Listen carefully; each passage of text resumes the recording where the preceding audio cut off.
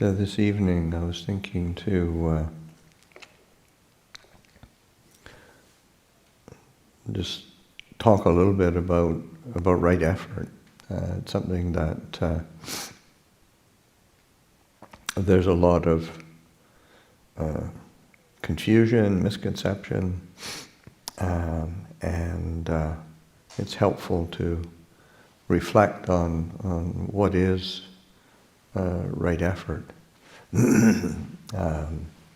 Certainly, one of the ways that the Buddha describes his path, he said it is a teaching on effort, and then particularly when it's put into the English language, then we start thinking, okay, I got to really work at this, or I've really got to put forth effort. I've really got to strive and make this happen, and or I've got to be incredibly diligent, and which is all true, but the Buddha always qualifies what he's talking about. So when the Buddha talks of effort, it's more around the quality of the heart rather than the, say, external appearance of things, because sometimes you can be looking to be extremely busy, but that's not really effort. It can just be busy, flailing around, and so that when the Buddha speaks of effort, it's concerning the result. What is the quality of heart, quality of mind that results from the effort that we make? And so that when the Buddha speaks of right effort, then describing it in terms of, whatever effort that one makes to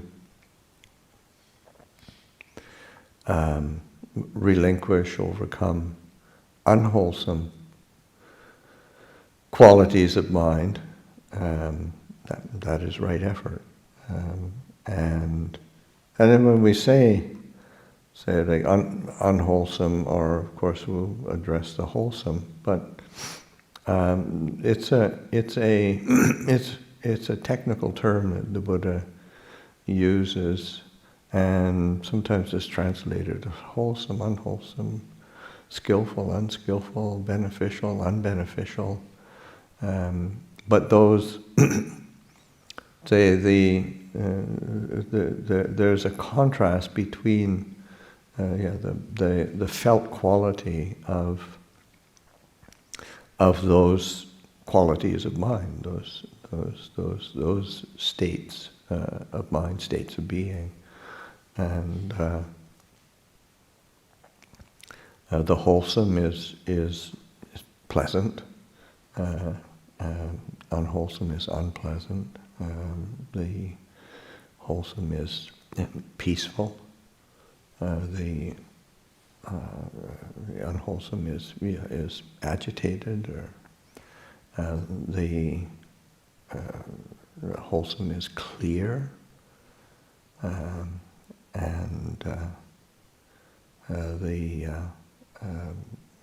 the unwholesome is stirred up.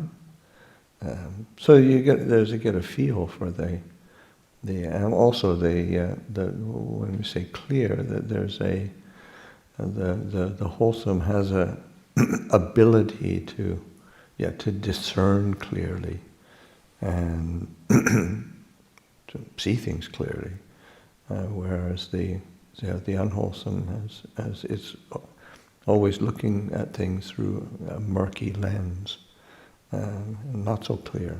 So that whatever effort that one makes to relinquish unwholesome qualities, that's right effort. Whatever effort that one makes to prevent unwholesome qualities from arising. That is, because you can, after you get to know your mind, you start realizing, there's certain things when I do this or think like this, and it clouds the mind or it agitates the mind. And so that being able to kind of head it off at the pass and do some preventative measures, either through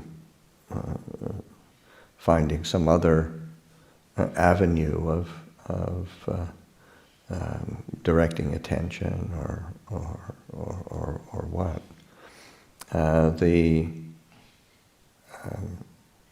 And whatever effort that one makes to bring into being wholesome qualities, skillful qualities, beneficial qualities of the heart that, say, have not yet arisen, then that is right effort. And then the effort to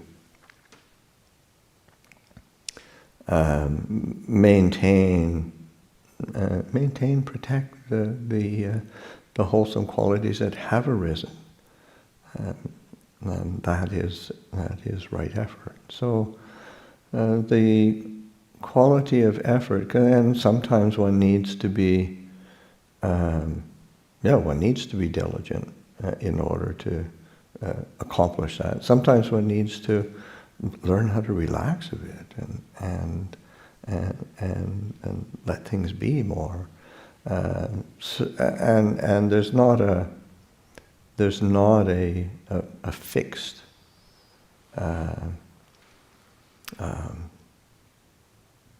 certainty about what works and what doesn't work. That's where exercising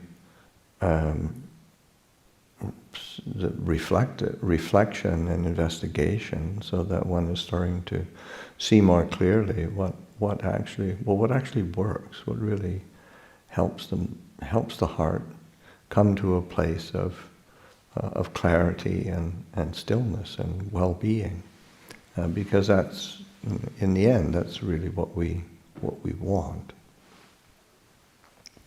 And then also sometimes some things work for a while and then they don't. You have to be willing to adjust and pay attention to how that process is working. So there needs to be an ongoing relationship with one's own effort and the results of the effort in one's practice and training. Now, as we start to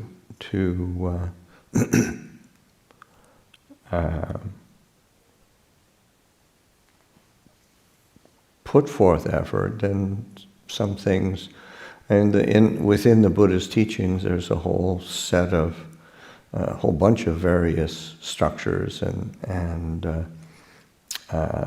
qualities and guidelines that the Buddha gives.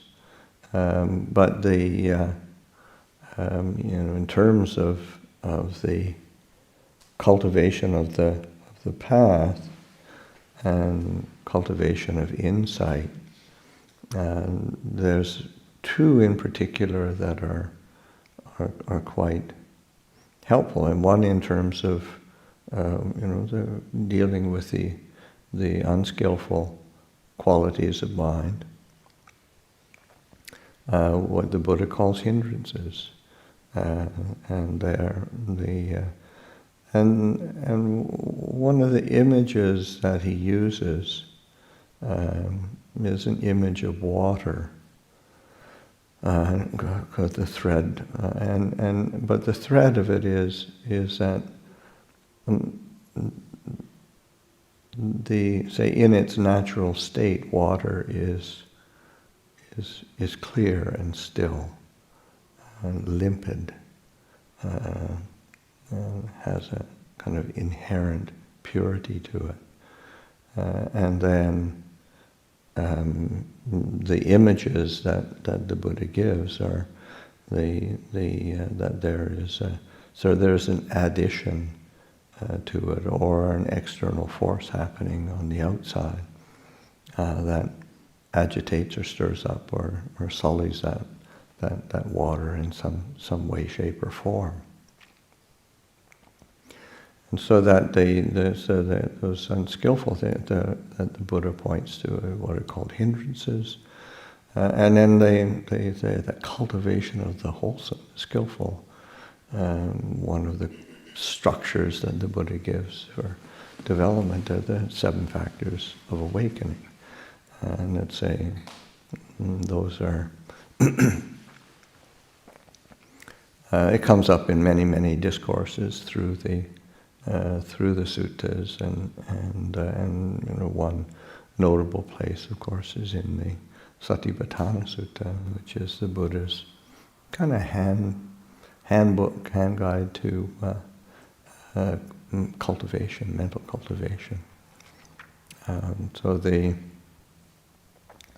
these 5 hindrances, of first one being sense desire, or sensual desire, just that seeking the feel for the need of gratification, as the mind has to go out to an external object, whether it's sight, sound, smells, taste, touch, to do with the body, or to the mind itself, because the mind is another sense object that where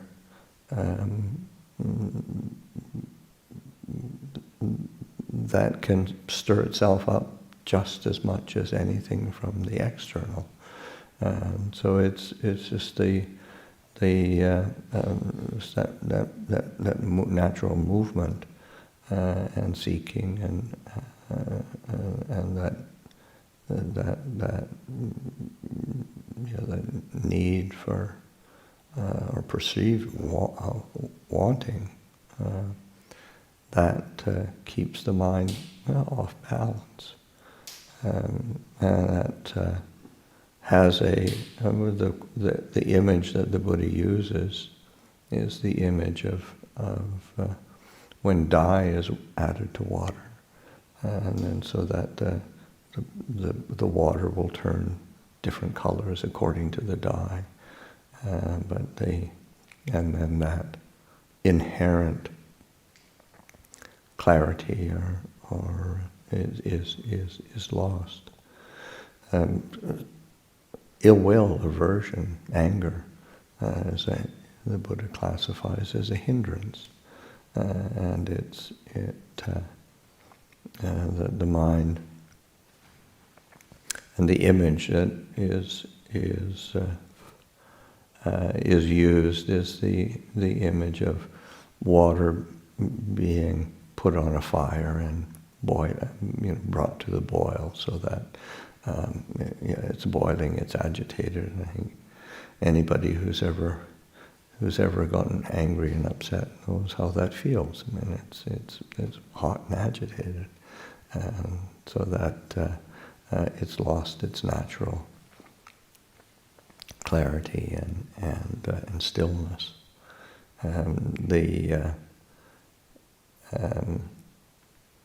The hindrance of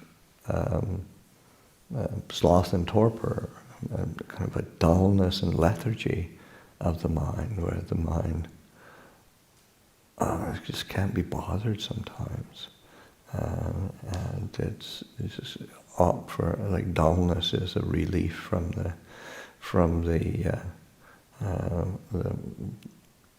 proliferations of the mind, or just not wanting to to bother. So dullness is or sometimes it's just the habit is very strong. And it's not from just tiredness. I mean, it's a sort of a mental quality, and the Buddha compares it to like the water that is being covered over by kind of water plants and scum and whatnot, and it makes the water not so drinkable, not so usable, and you can't really see through it, and so that kind of sloth and torpor, the kind of sinking of the mind. And again, we all know that. Sometimes in our meditation, we start off with great intentions, and then after a while, we find our head on the floor, and you wonder what happened, how'd that happen? But the mind sometimes slips into just that kind of dullness. So one needs to learn how to brighten the mind, and one has to draw, and in terms of effort, brightening objects of attention, and energizing objects of attention, things that get the mind going again. So it's these are balances that are required, and again the kind of deciding factor of is this valid, is it useful, is the quality of heart. Is there an increase in these skillful, wholesome, beneficial qualities, or is there a decrease? And so that's the investigation, has to go on all the time to pay attention to that. The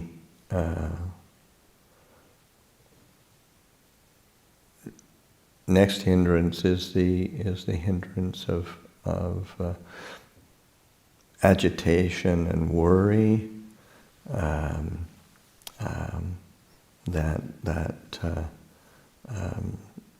of the mind gets worried, obsessed. Did I do this in the right way? Because we can proliferate about what's going to happen, what should happen, what might not happen, and just stir the mind up. Or we can say get caught up in a sense of regret, remorse, guilt, and it is a cycle of agitation that needs to be understood and reflected on, and knowing how to put energy into the mind, or put attention into the mind, so that it is settling, it's clarifying. There's a sense of well-being that's brought. There isn't that agitation of regret or shame, or that needs to be understood. How do these hindrances function and work, and what are the pulls that are there? Because sometimes there's a really useful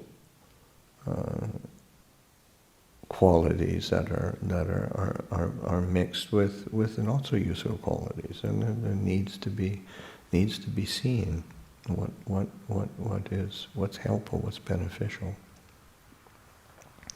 The last quality is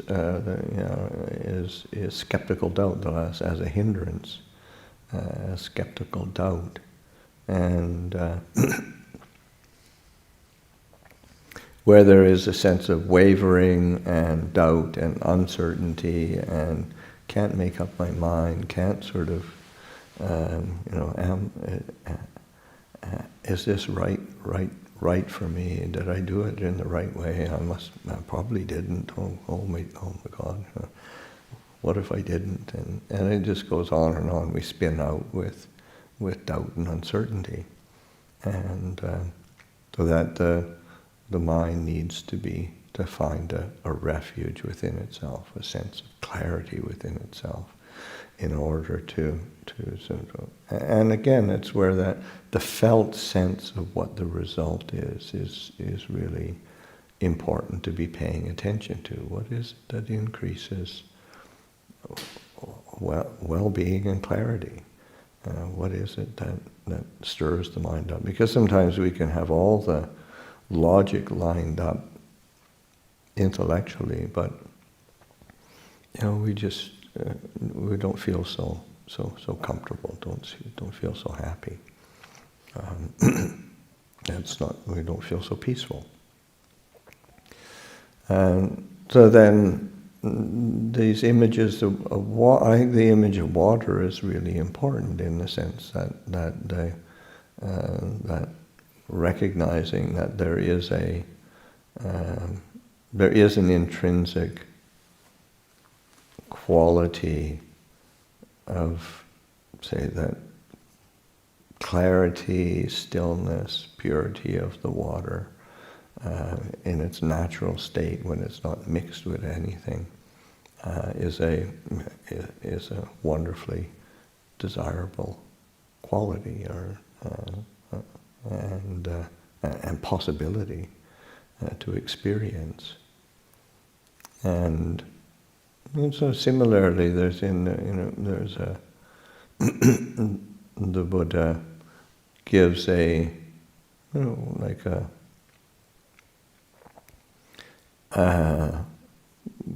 statement about the experience of the mind, or the nature of the mind, and to say this mind, monks, is radiant, and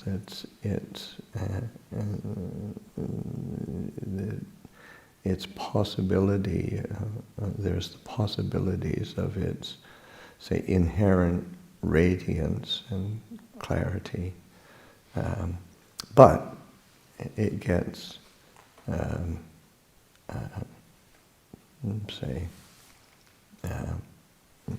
sullied by, and as he says, the word he uses is like visitors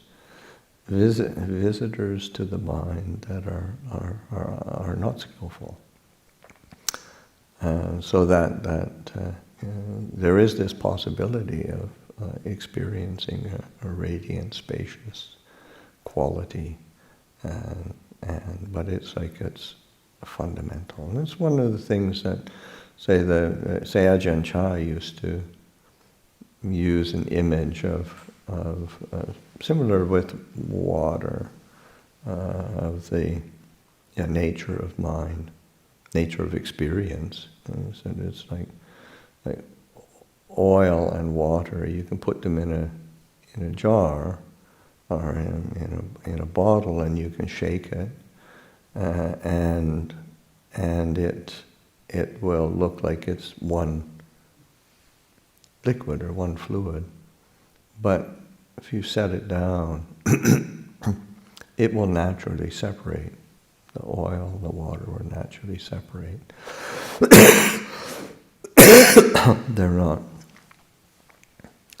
Their intrinsic nature is not to mingle. So in the same way, the intrinsic nature of the mind is to is this clarity and stillness, this purity. And we can experience that, we can access that. And it takes some practice, discernment, training. And part of the, and again, in the cultivation of the wholesome, the Buddha lays out let's say, one of the structures that he uses. As I said, there's many different ones that he uses, but one of the structures he uses is the 7 factors of awakening. Mindfulness, investigation of Dhamma, investigation of states, effort, energy, joy, tranquility, composure of mind, and equanimity. And so that these are qualities that are, say, intrinsically skillful. And it is interesting as well that within those qualities, you've got 7 qualities. 3 of them are kind of like active qualities, and 3 of them are maybe a bit more passive or receptive qualities. But he said that, and sometimes it's appropriate to be a bit more active, sometimes it's more appropriate to be stepping back and being a bit more receptive. He said, but mindfulness is always necessary. You're always going to need to be mindful, be clear, have a continuity of clarity and awareness. But but in terms of the way he structures in sequence, which is not necessarily how one develops it sometimes, but you got to do something. So there is on a certain level, there's a logical, natural sequence to it, but it isn't.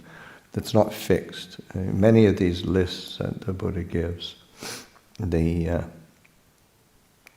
there is a certain logic to the sequence, but it doesn't necessarily mean that it has to be.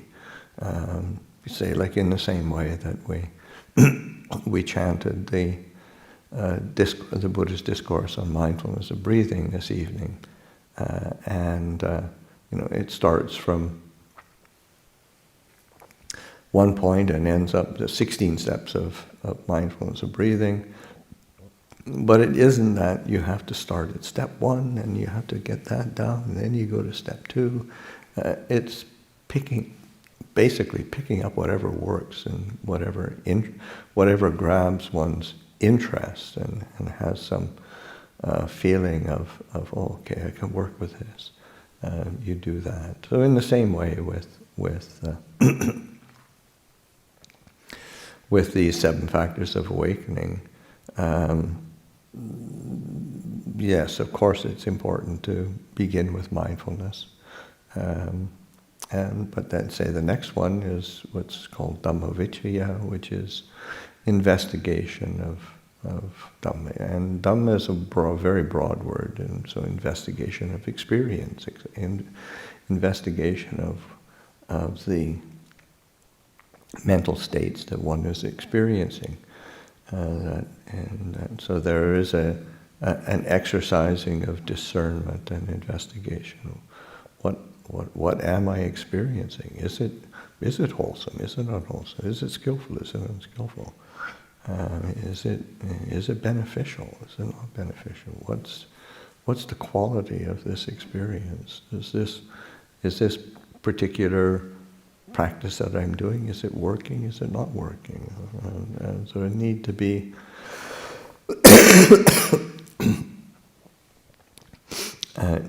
exercising a clarity of reflection and paying attention to what one's doing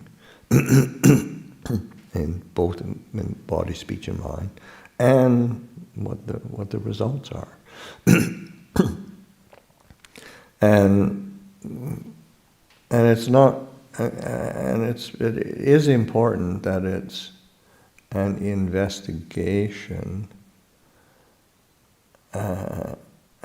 as opposed to just a kind of intellectualizing or analytic intellectualizing of everything. That doesn't really get you very far.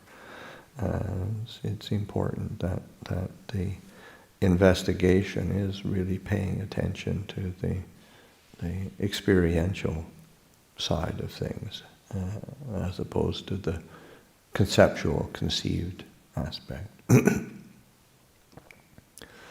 Of course, the next quality that the Buddha points to is virya, which is energy, effort, and so that covers that aspect of right effort.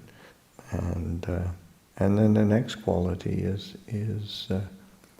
peti, which is like joy. And in the sutta, the discourse that we recited tonight, it was translated as rapture. And sometimes rapture might seem a bit kind of almost unattainable, but it's important that there's this experience of joy, of well-being, of delight, of a pleasurable kind of satisfaction. Because if the practice and the training is not resulting in something pleasurable and joyful, then it gets old and boring really quick, and we can rely on just dutifully pushing ourselves for so long. One really has to be able to direct attention in a way that it really increases or recognizes a well-being, and that well-being can come from reflection, or it come quite naturally from the internal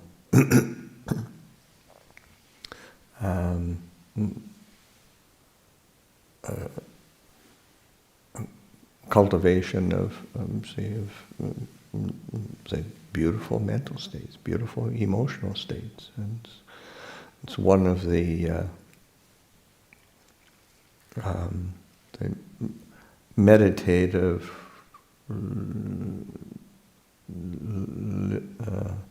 states of release, is release through the beautiful. And it's like sometimes in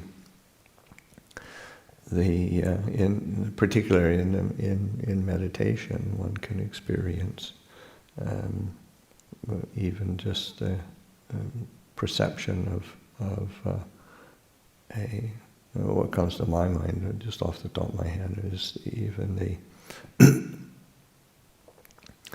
because sometimes you use mindfulness of the breath or mindfulness of the body or contemplations. Sometimes you can use say like a color, and then it's like absorbing into color, and then and these are meditations that are laid out in particular in the commentaries. But as one does that, and the mind goes into it and absorbs, there's the purity of the color is just so beautiful, it almost brings you to tears. There's that release, and so you have to experiment with different things that are feels is working, or seeing what the possibilities of the mind are. What is possible in this human heart? And those are the more active aspects, push that engaging, investigation, effort, joy. And the next quality is tranquility, which is more the word in Pali passaddhi is like a physical and mental experience. Like the joy tends to be more of a mental, exclusively mental, but the quality of passaddhi is like a physical mental balance, where the body and mind become very, very tranquil, soft, comfortable. Ease, the ease is permeating the whole body and mind complex. So tranquility.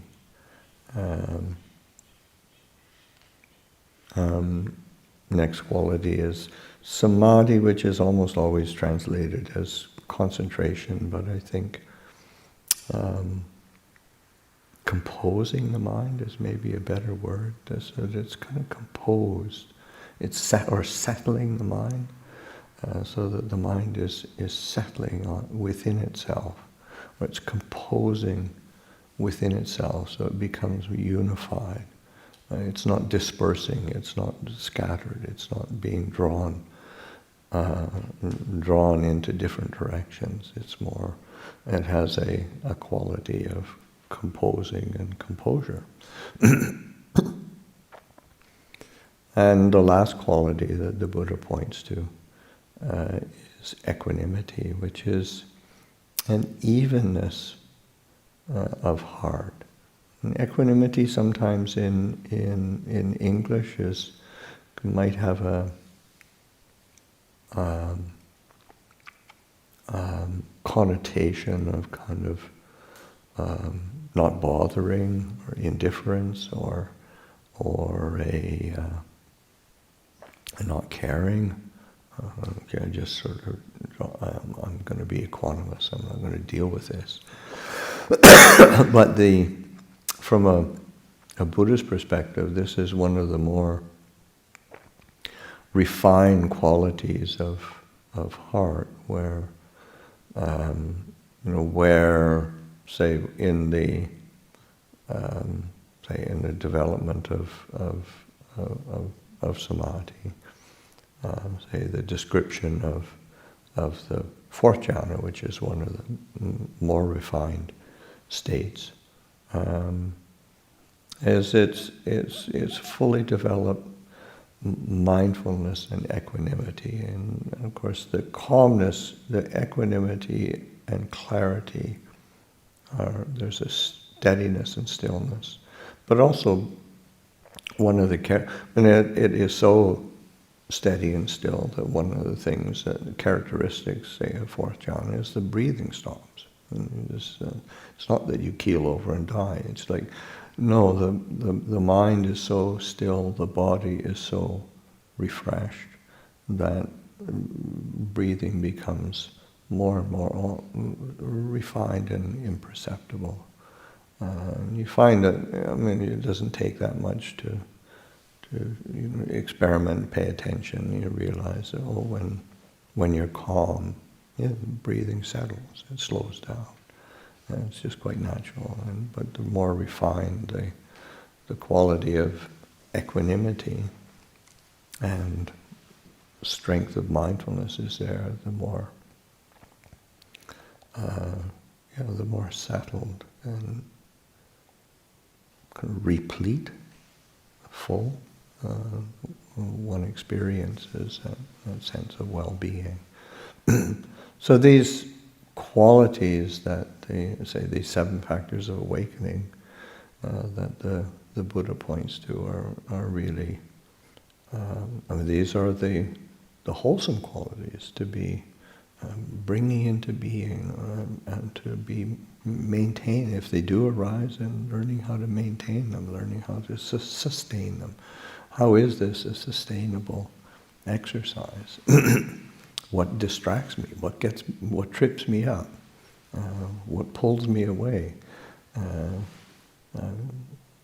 Because we all want to be peaceful, but then, how long are we peaceful? Well, the mind starts to look for something else to distract itself with. So it's again, it's this sense of investigation and contemplation and discernment. The Buddha's path, as I said, it's a path of effort, but it's more often than not, the Buddha points to his teaching as a teaching of wisdom. And the wisdom is not an